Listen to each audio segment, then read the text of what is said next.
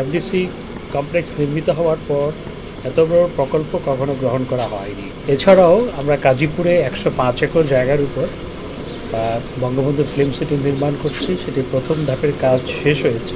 এই নতুন FDC complex নির্মিত হতে যাচ্ছে।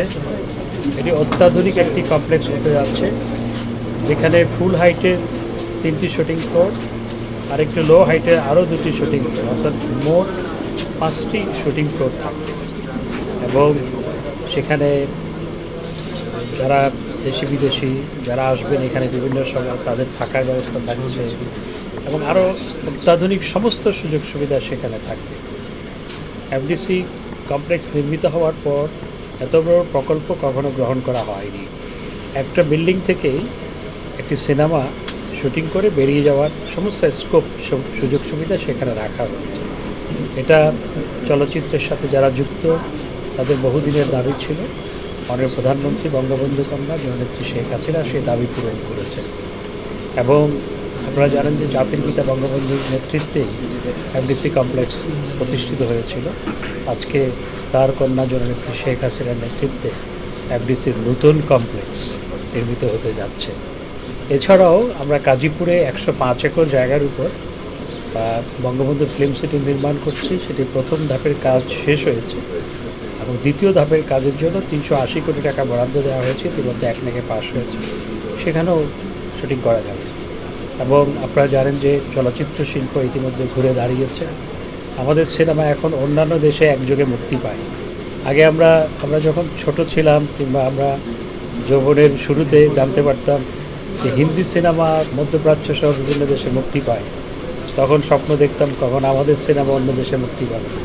এখন আমাদের সিনেমা অনেক সিনেমা 10-12টি দেশে মুক্তি পায়। সম্প্রতি একটা সিনেমা 21 কিংবা 22টি দেশে একযোগে মুক্তি পেয়েছে। তো এতেই প্রমাণিত হয় যে আমাদের সিনেমার দর্শক অন্য দেশেও তৈরি হচ্ছে। সেখানে শুধু যে বাঙালিরা দেখছে তা নয়। একটি সিনেমা চায়নাতে মুক্তি পাচ্ছে, চায়নাতে তো বাঙালি নাই, তো চায়নাতে মুক্তি পাওয়া মানে কি সেখানে আমাদের সিনেমার দর্শক আছে। ইটালিতে মুক্তি পায়। তো সিনেমা শিল্প ঘুরে দাঁড়িয়েছে এবং অনেক সিনেমা আন্তর্জাতিক পুরস্কার পেয়েছে। এবং কলকাতার সিনেমা শিল্পের সাথে যারা যুক্ত তারা মনে করতো আগে যে আমরা অনেক পিছিয়ে। এখন সেখানে আমাদের সিনেমা দেখার জন্য সেখানে দীর্ঘ লাইন হয়।